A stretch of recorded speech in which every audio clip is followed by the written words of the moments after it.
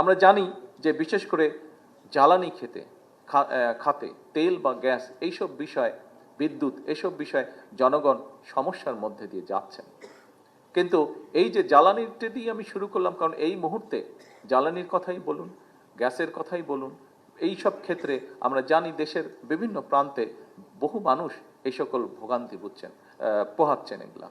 তো এখন এই বিষয়গুলোকে অবশ্যই আমাদের অ্যাড্রেস করতে হবে। কিন্তু এই কথাটাও তো সত্য, এই কথাটাও সত্য যে কিভাবে আমরা যদি শুধু জ্বালানি খাতের কথাই চিন্তা করি, কিভাবে ফ্যাসিবাদী স্বৈরাচার এই জ্বালানি খাতটাকে তাদের পকেট ভারী করার একটি খাত হিসাবে তারা এটাকে বিবেচনা করেছিল।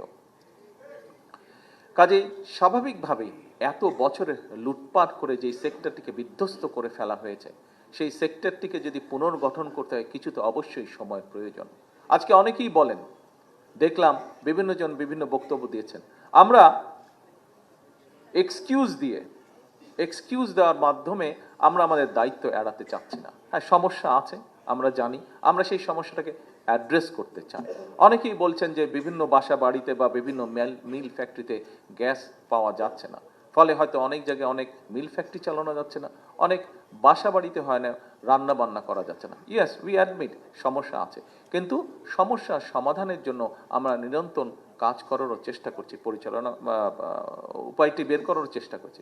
আপনারা নিশ্চয়ই দেখেছেন, গতকালকে পেপারে এসছে, দেখেছেন যে আমরা পার্শ্ববর্তী দেশ মায়ানমার থেকে গ্যাস আনার জন্য আলোচনা এরই মধ্যে শুরু করেছি।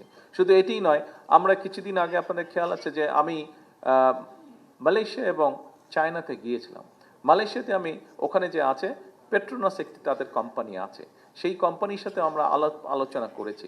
সেই কোম্পানি একটি কাজ করে থাকে, ওটার টেকনিক্যাল নামটা আমি মনে করতে পারছি না এই মুহূর্তে। তারা যেটি করে, পেট্রোনাস কোম্পানি, এটি তারা পুরো ইন্দোনেশিয়াতে তারা করছে এবং জাপানের সাথেও তারা এটি চুক্তি করেছে, আগামী 20 বছর তারা জাপানকে সহযোগিতা দেবে। সেটি হচ্ছে কন্টেনারের মধ্যে করে তারা গ্যাস নিয়ে যায়, এলএনজি গ্যাস তারা নিয়ে যায়। আমরা তাদের সাথে কথা বলেছি এবং একটু সময় লাগার কারণে গত সপ্তাহে আমি নিজে প্রাইম মিনিস্টার আনোয়ার ইব্রাহিমের সাথে ফোনে কথা বলেছি যে উনি আমাদেরকে এই ব্যাপারে সহযোগিতা করতে পারেন কিনা, এবং উনি তখন আমাকে ফোনে বললেন যে আমি আগামীকাল কি তাদের সাথে কথা বলছি এবং আমরা দেখব কত দ্রুত বাংলাদেশকে কিভাবে সহযোগিতা করা যায়। গত পরশুদিন